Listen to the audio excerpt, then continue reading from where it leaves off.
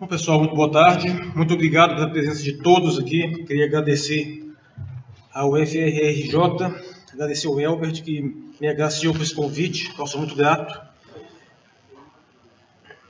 Alô? Estão me ouvindo bem? Espero que sim. Eu vou falar aqui mais alto, né? Certo.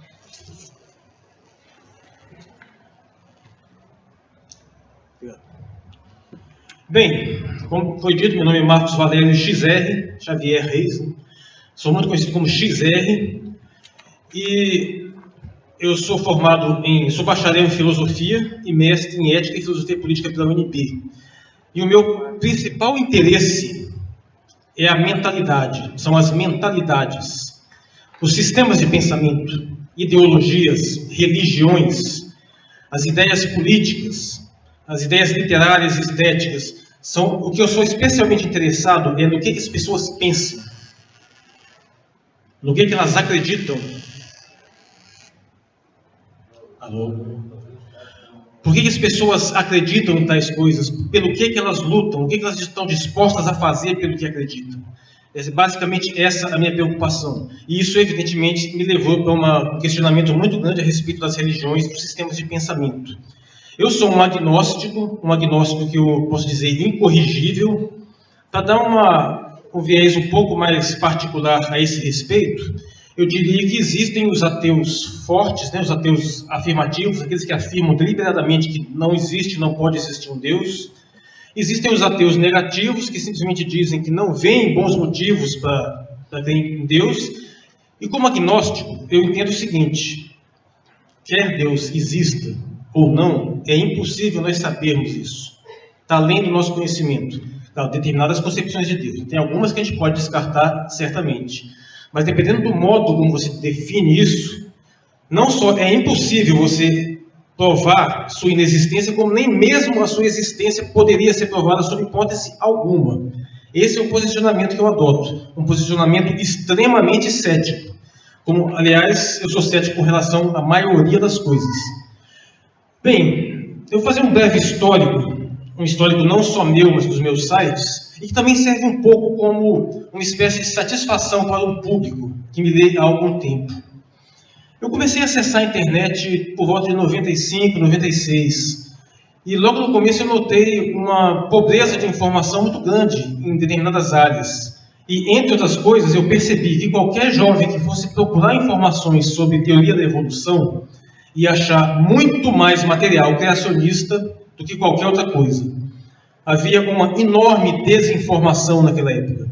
E uma das minhas preocupações era essa.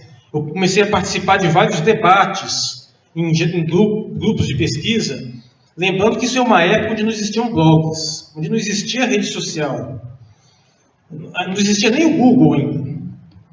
Nosso acesso à internet era bem mais limitado, não tinha vídeos. Mas já havia muito debate. E uma das minhas preocupações foi fornecer uma alternativa e uma resposta a muitos desses sites criacionistas que tinham vários espalhados na rede.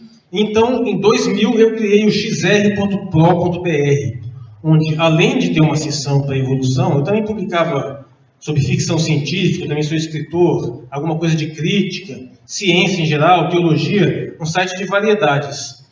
Mas sempre desde o começo, a parte de evolução biológica e de discussões com religião em geral, sempre foi muito mais movimentada. O texto mais acessado do meu site até hoje é um texto que se chama Religião, simplesmente. E em 2004, eu decidi separar a parte de evolução e eu criei o evo.bio.br. Não são blogs, são sites ao modelo antigo, ainda de uma época que ainda não existiam blogs. O sistema de comentários era bem mais complicado, me dava um trabalhão. Mas, de qualquer modo, a evolução biológica, ele sempre foi muito movimentado e eu já passei por apertos com isso. Era uma época em que a quantidade de dados que você enviava pela rede era limitada. Dependendo da quantidade de pessoas que acessavam o seu site, você pagava uma taxa extra. Uma vez, a taxa extra do meu site veio mais de R$1.000.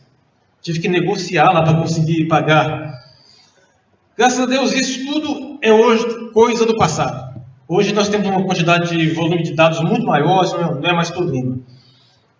E ao longo de 15 anos, praticamente, eu venho adentrando esse assunto, tive muitos acessos, muitos visitantes, muitas mensagens, muito mais que eu consegui responder. E o que eu vou fazer aqui, basicamente, discorrendo sobre um dos textos definitivos no meu site, que se chama Evolução do Criacionismo, que está lá disponível, e que é, de uma certa forma, um texto que meio que eu encerrei o assunto, tem as minhas conclusões principais e faço um histórico de todo o criacionismo no século XX. E, terminando, eu vou dar uma espécie de conclusão sobre o que vem a ser o fenômeno criacionista. Bem, na realidade, pouca gente sabe, mas essa questão do criacionismo ela é contemporânea, da idade contemporânea. Pouca gente sabe, mas na maior parte da Idade Média, os teólogos não interpretavam a Gênese literalmente. Os grandes doutores da igreja, como Santo Agostinho, Anselmo, Tomás de Aquino, deixavam muito claro que a Gênese era para ser interpretada simbolicamente. Inclusive diziam que a interpretação literal da Gênese ridiculariza a Escritura. Mas, quando chegamos no século XX, bem depois da Reforma, começou a surgir várias tendências na teologia cristã, inclusive uma tendência liberal. E muitos conservadores ficaram bastante preocupados com isso. Como sempre deu margem a inúmeras interpretações, com várias linhas dentro da Igreja Católica, várias linhas protestantes, alguém chegou a uma conclusão que era necessário colocar um fundamento básico e imutável. E foi aí que surgiu o que nós chamamos de fundamentalismo cristão, na virada dos séculos XIX para XX. Dessa forma, o criacionismo, que é um dos subprodutos disso, é um fenômeno relativamente recente. Não que não houvesse resistência, não que não houvesse crítica, havia. Mas como um movimento mais organizado, ele é bem mais recente e é um fenômeno exclusivamente norte-americano. Vejamos, eu fiz uma analogia das espécies de criacionismo como se elas evoluíssem de uma forma mais ou menos darwiniana. E essa alegoria me permitiu umas leituras bastante interessantes. Qual que é a origem disso tudo? Bem, a origem é muito simples. Em algum momento alguém disse que a Bíblia tinha que ser literalmente e não poderia aceitar nenhum tipo de reinterpretação. Então, evidentemente, qualquer descrição da criação, do surgimento do mundo, do surgimento das espécies que contrariasse a Escritura, não poderia ser aceita. No início do século XX, alguns estados... Eu gostaria de pedir a imagem 1, por favor. Ah, está ali, que beleza. Como vocês estão vendo ali, alguns estados aprovaram leis para proibir o ensino de evolução nas escolas. Vocês podem notar que são todos aqui nessa área que costuma se chamar o Bible Belt, o cinturão bíblico, o sul dos Estados Unidos, que é bem mais religioso do que o norte. E essas leis simplesmente fizeram isso. Elas diziam, basicamente, que era proibido ensinar em qualquer estabelecimento público, ou que fosse parcialmente sustentado com dinheiro público, que não pudesse ser ensinado qualquer teoria que contrariasse a revelação bíblica. Especialmente, o ponto mais importante é que não poderia ser dito nunca que os seres humanos descendiam de uma classe qualquer, uma classe inferior de animais. Esse ponto é bastante interessante notar, que é exatamente isso que está em disputa até hoje. Esse é o ponto do qual nunca vão abrir mão, ou seja, da origem divina da humanidade.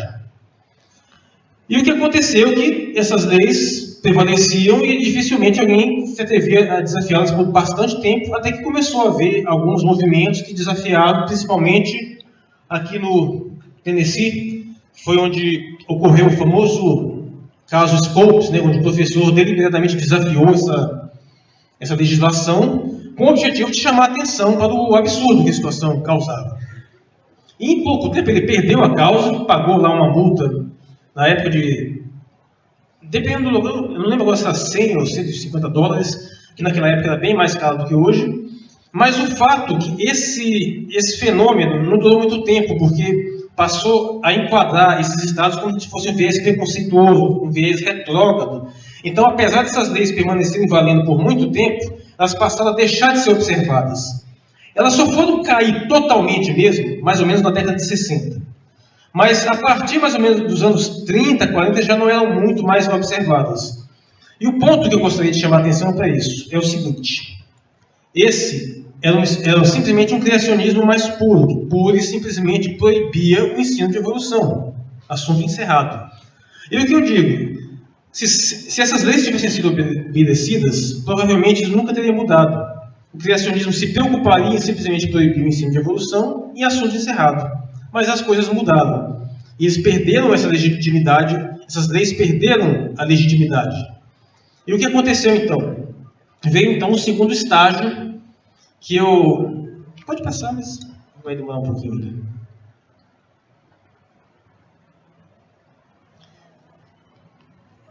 Começou então aquilo que nós chamamos de criacionismo, entre aspas, científico. Bom, se nós não podemos mais proibir o ensino de teoria da evolução, o que a gente vai fazer? Vamos simplesmente criar um modelo alternativo ao mesmo. E então surgiu uma curiosa ciência da criação. Eu sempre vou dizer criacionismo científico, entre aspas. Bom, existem alguns predecessores bem mais antigos, como inclusive obras do século XVII ainda, e do século XIX, mas é seguro dizer que algumas personalidades em especial merecem ser citadas, como por exemplo o Dr. Henry Morris e o Dr. Joan Tevish, inclusive eu conheci pessoalmente. Foram os principais articuladores daquilo que a gente chama de ciência da criação. Eles basicamente partiam do seguinte princípio: que a revelação divina podia ser estudada cientificamente. E por ser literal, ela tinha que deixar efeitos visíveis no mundo. Então eles passaram a desenvolver um programa alternativo de pesquisa que viria a confirmar as evidências da criação. E propôs então um tipo de alternativa ao ensino evolucionista que aceitava que a teoria da evolução fosse ensinada nas escolas, mas que teria que ensinar também a teoria da criação, dividindo inclusive tempo igual para as duas. Curiosamente, o problema desse tipo de abordagem é principalmente nunca existiu teoria da criação nenhuma. O que é uma teoria? Teoria, para dizer em uma palavra, é uma explicação, é um sistema explicativo que observa uma série de fatos do mundo, quer entender como é que esses fatos funcionam, gera uma estrutura teórica para explicar como que aquilo acontece, por quê, e para fazer previsões de acordo com aquele conhecimento. Não tem absolutamente nada disso no criacionismo. O que eles fazem basicamente são três coisas. Uma, fazer ataques sistemáticos à teoria da evolução. Tanto pegando pontos que realmente ainda são um pouco não esclarecidos e atacando, quanto, infelizmente, fazendo versões espantalhas, extremamente distorcidas, que é o que a maioria dos criacionistas, do público criacionista, conhece. A maioria deles nunca conheceu uma teoria da evolução real. Eles conheceram uma versão completamente distorcida, que, descrita daquela forma, realmente não faz o menor sentido.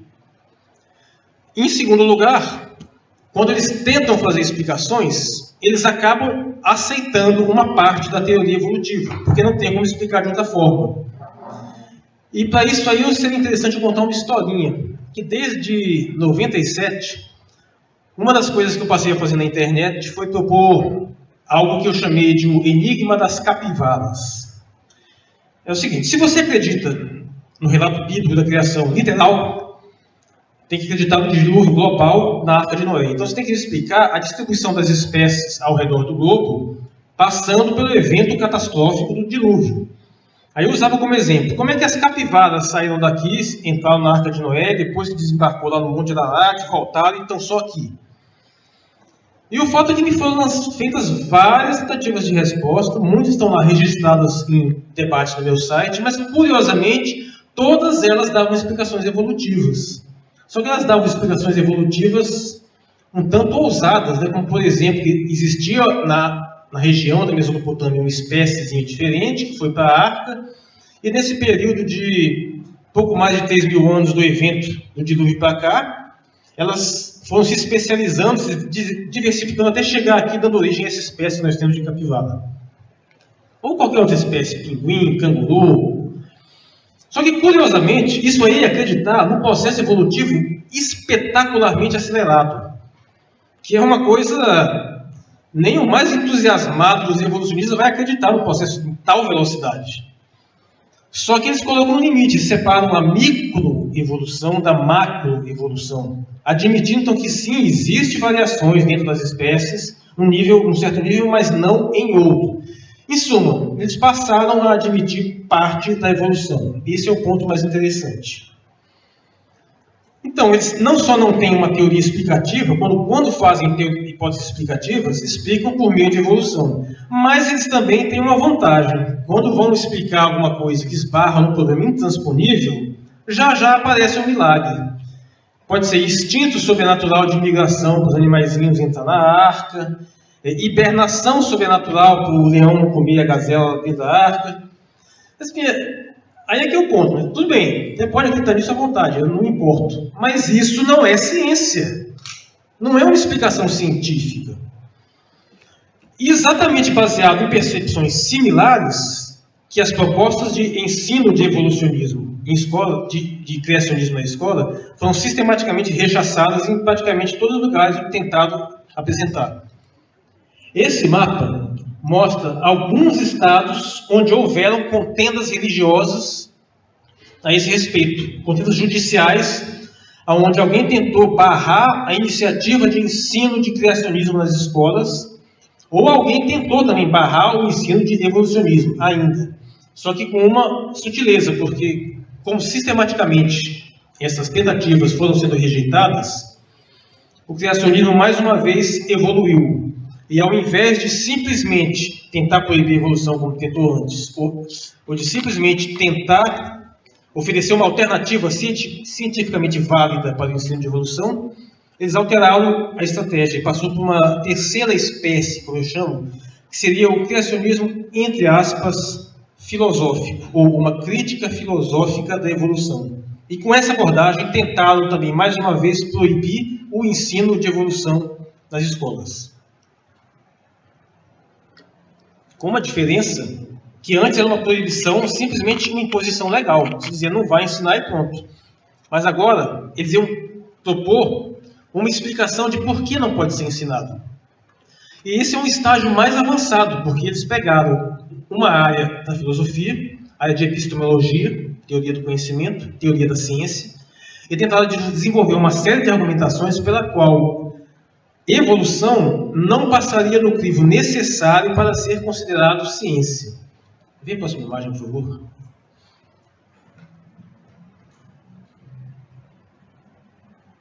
Bom, na verdade, isso aqui é mais ou menos como é que está a situação atual, mas eu... Não, vê a número 5, pensando bem.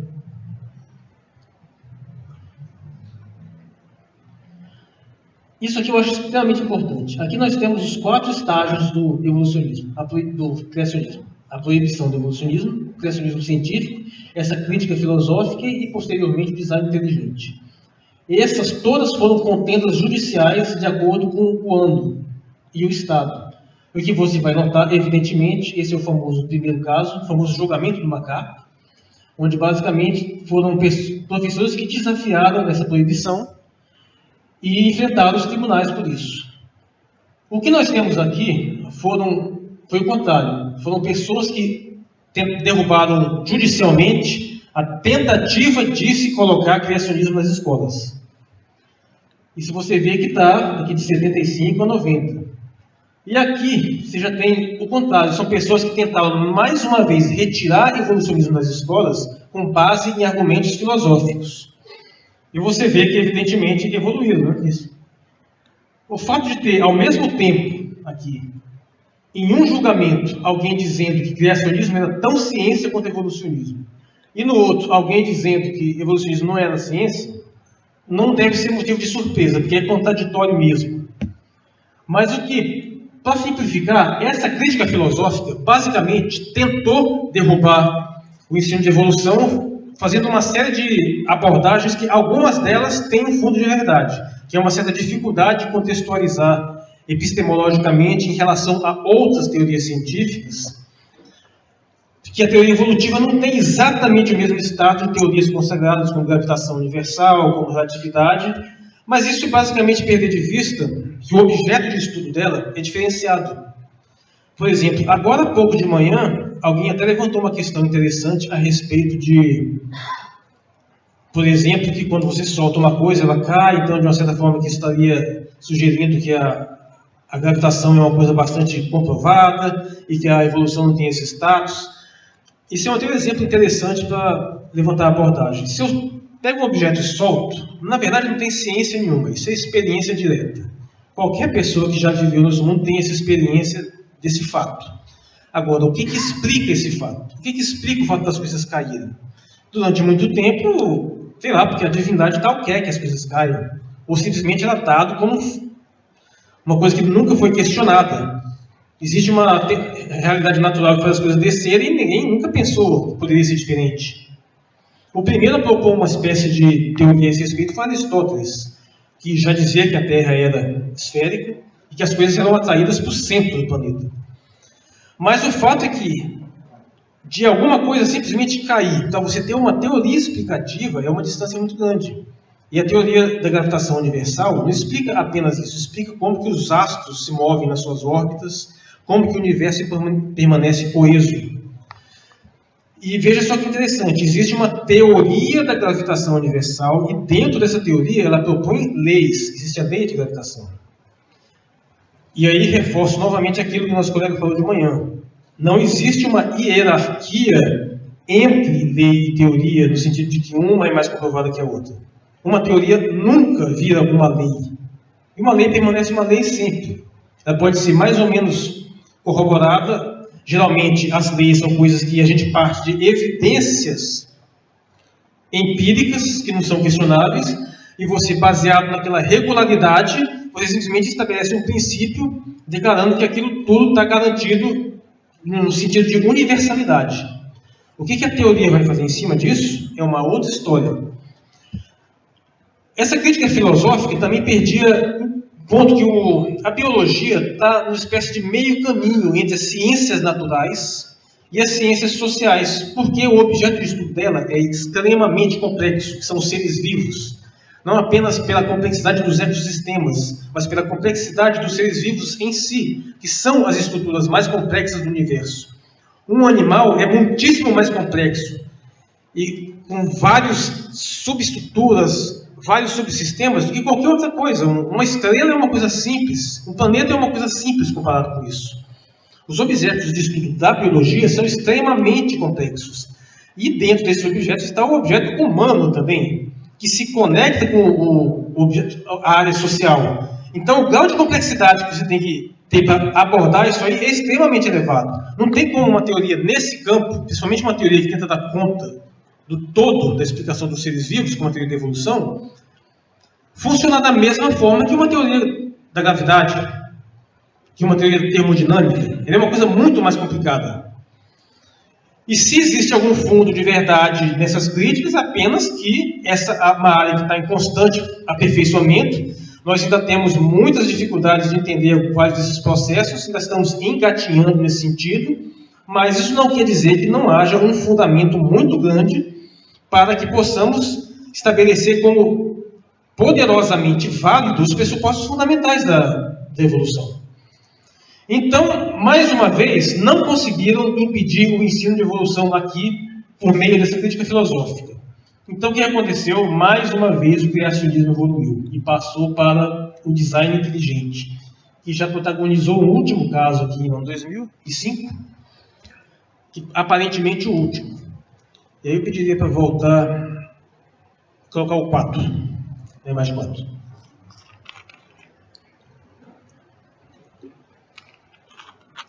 Veja só que interessante. Partindo aqui do criacionismo mitológico original, nós tivemos uma proibição do evolucionismo, um criacionismo científico, uma crítica filosófica também visando uma proibição e um design inteligente. Da mesma forma que esses ímpares aqui têm essa característica de tentar impedir o ensino de evolução, esses pares se propõem como alternativas ao ensino de evolução. E o design inteligente, devemos admitir, é muito mais sofisticado do que o criacionismo jamais conseguiu ser. E veja por quê. Primeiro, porque ele aceita a evolução quase que integral, mas praticamente integral.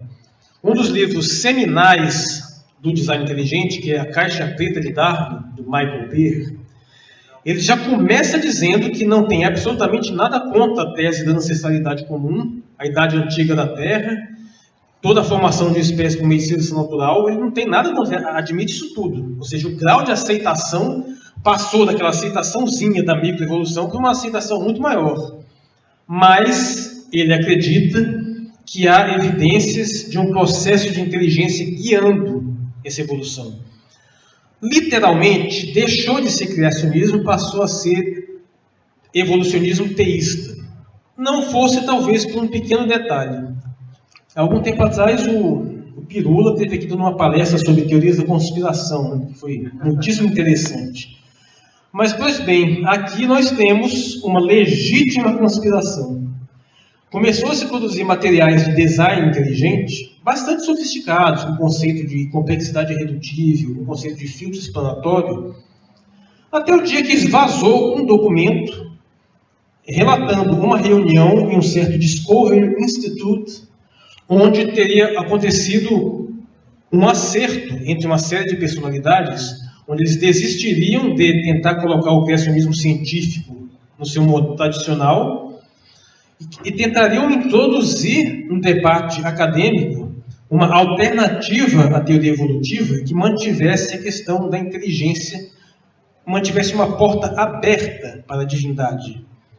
Tem uma frase muito interessante que eles dizem, que eles deixariam de insistir na leitura literal da Gênese e se concentrariam na abertura do Evangelho de João, que diz, no começo era o verbo é o logos, na verdade, né? É uma palavra grega que tem esse sentido tanto de verbo quanto de razão. E iriam fazer uma abordagem muito mais racional.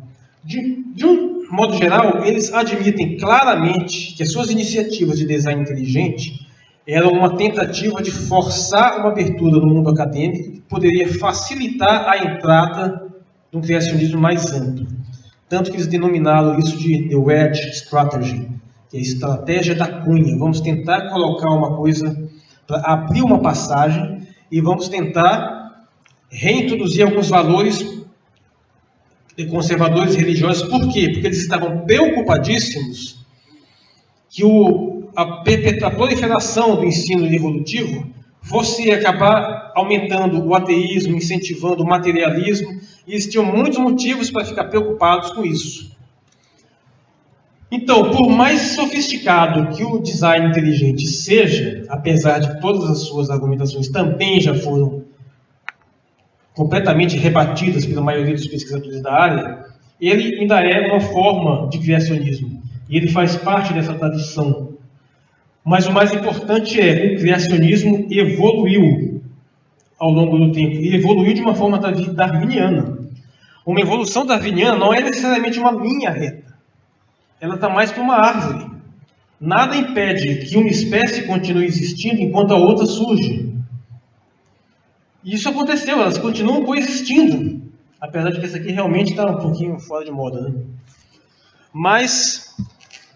E elas vão se adaptando aos seus ambientes. Ora, o criacionismo original puro está muito bem adaptado nas igrejas. Ninguém vai questionar ele lá. Mas se você quer tentar entrar no sistema educacional, você tem que você tem que ter recursos adaptativos que te façam parecer ser ciência. Se você quer derrubar ele judicialmente num nível de argumentação válida, você tem que revestir ele de argumentos filosóficos que sejam aceitos no judiciário. E se você quer ir um nível mais além em termos de disfarçar o pensamento para ser aceito num nível mais avançado, um nível acadêmico mais alto, ele tem que estar revestido de uma série de recursos argumentativos muito mais sofisticados, como nós vemos aqui no design inteligente. E isso que eu chamei de evolução do criacionismo. O modo como as diferentes espécies de criacionismo estão relativamente adaptadas a diferentes ambientes culturais. Não são apenas 4 espécies, tem subespécies, né? Se você for ver aqui, tem o criacionismo de terra jovem, tem o criacionismo de terra antiga, tem um que aceita o dilúvio universal, outro que não. Tem várias sutilezas, eu poderia criar várias ramificações independentes aqui, que vão gerar outras iniciativas mais tarde. Mas o ponto que eu quero demonstrar é que tudo isso tem uma raiz comum. E essa raiz, que esse criacionismo original, tem uma preocupação constante ao longo de todas essas épocas. Vê o mapa 3, por favor.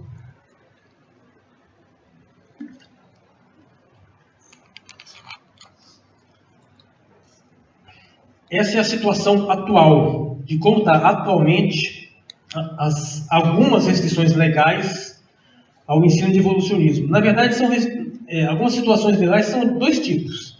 Uma é que alguns estados foram obrigados a incluir em livros de biologia uma advertência dizendo que a evolução é apenas uma teoria e que deve ser visto com um enorme senso crítico e tem que ser discutido. Ou seja, deve ser visto daquela forma como normalmente a religião não é vista, né? A religião não precisa de senso crítico, mas aqui precisa. E o outro é uma alternativa do design inteligente como uma alternativa à evolução. Não chegou ao ponto de ter um tempo igual, mais ou menos, em todas as partes, não, mas chegou perto. Em alguns desses estados, em algumas cidades, existem grupos de pesquisa de design inteligente que estão internalizados nas escolas. Mas eles não conseguiram ainda gerar uma alternativa válida por um motivo muito simples. Continua não existindo uma teoria do design inteligente. O design inteligente, mais uma vez, o que ele faz? Criticar o modelo evolutivo e nem sequer oferecer uma explicação alternativa, porque ele pressupõe a ideia de um designer, a ideia de um planejador, mas ele se recusa sistematicamente a fazer qualquer tipo de teoria, qualquer tipo de hipótese sobre esse planejador em si. O que é uma coisa problemática em ciência, porque se você parte de algum tipo de hipótese, você tem que pelo menos esclarecer essa hipótese. E você tem que testar essa hipótese. E para poder testá-la, ela tem que estar muito bem definida. De modo que seria necessário, sim, traçar umas linhas gerais de como seria essa inteligência anterior, essa inteligência ancestral que teria guiado o processo evolutivo. Mas, no entanto, eles não fazem isso. E alguns dos teóricos da área, como o Philip E. Johnson, que é um dos maiores advogados do design inteligente, ele diz claramente que o que eles têm de positivo a respeito do design inteligente é simplesmente e se a explicação naturalista falhar. Eles colocam a forma da seguinte forma: ou o universo tem um planejamento ou não. E se o pressuposto materialista não der conta de explicar, então logo tem que ter um planejador. É uma posição muito cômoda, né? Porque você não define absolutamente nada e fica esperando seu adversário dar uma prova negativa, fica esperando seu adversário cometer um erro para você explorar. Isso não tem teoria positiva nenhuma. E por que não tem essa teoria? Eu vou dizer por que eles não levantam qualquer hipótese a respeito do planejador. Primeiro, o primeiro ponto é que a ideia de um planejador em si, principalmente um planejador vago, ou melhor, a ideia de que uma coisa foi projetada intencionalmente, não é uma ideia testável. Por quê? Porque se nós partirmos do pressuposto de que as coisas foram desenvolvidas por processos naturais, tem coisas que a gente espera e tem coisas que a gente não vai esperar.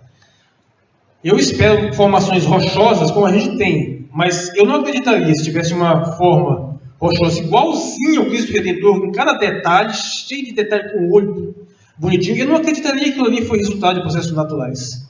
Ou seja, se eu parto do pressuposto de que alguma coisa foi produzida por forças naturais, mas me surgiu uma evidência de que não é, então eu posso falsear essa hipótese, ou seja, a hipótese em si é testável. Mas se eu parto do pressuposto que a coisa foi planejada, você não falseia. Porque apesar de nós reconhecermos coisas que foram planejadas, muitas coisas que não parecem ter sido planejadas também podem ter sido. Como, por exemplo, a arte moderna, né? Você vai ver muitas esculturas por aí que não tem diferença nenhuma de uma formação natural. Então, ou seja, você não pode falsear a hipótese do planejador. E para uma hipótese ser testável, ela tem que ter um falseador, ou seja, tem que haver uma situação possível onde ela seja declarada falsa. E isso o design inteligente não é. Poderia ser se ele gerasse um falsificador mais específico, ou seja, dizer mais ou menos como é o design, mais ou menos o que ele espera, e aí sim, você poderia, de alguma forma, gerar uma hipótese testável. Mas eles não vão fazer isso. E basicamente por quê?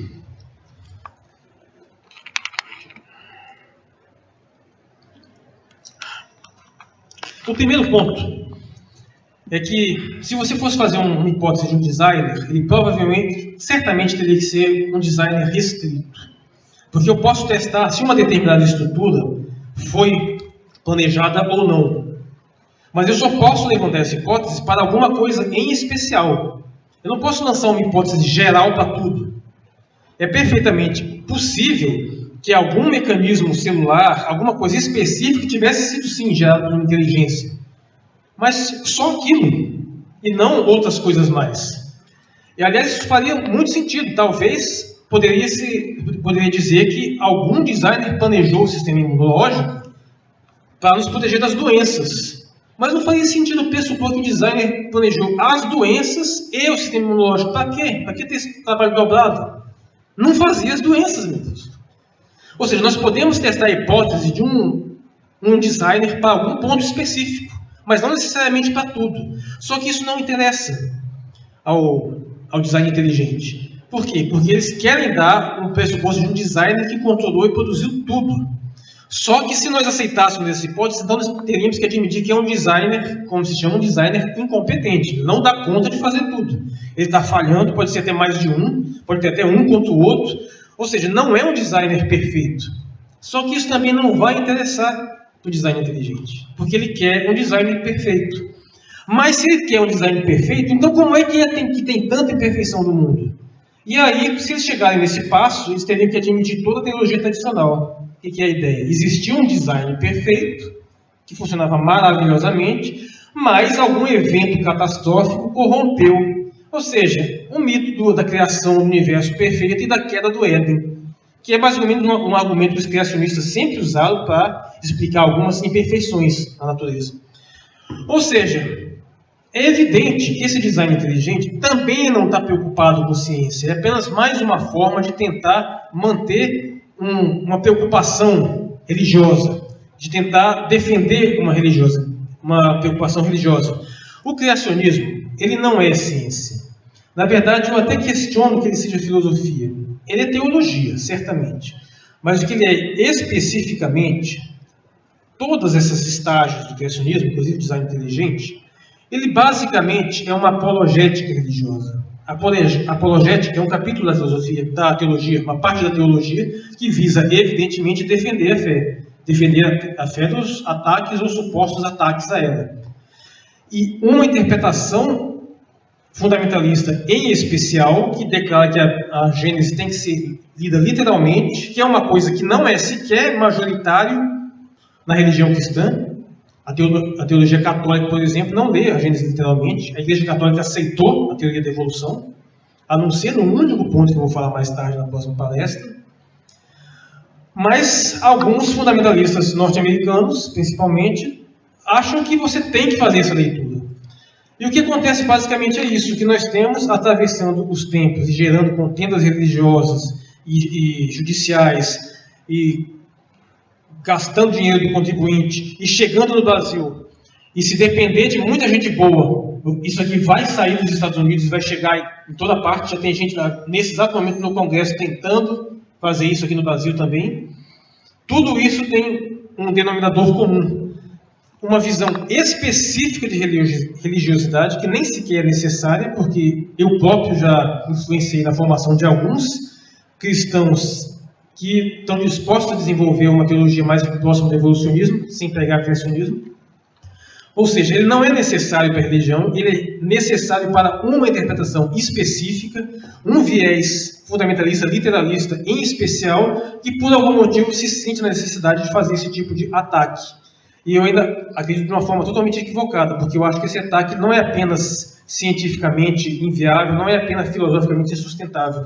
Ele é até mesmo teologicamente equivocado. Eu acho que isso pode ser demonstrado, e eu tenho um texto no meu site que faz exatamente isso. A insistência na leitura literal da Gênese, em especial, é um equívoco que só faz prejudicar mais a teologia e a religiosidade em si.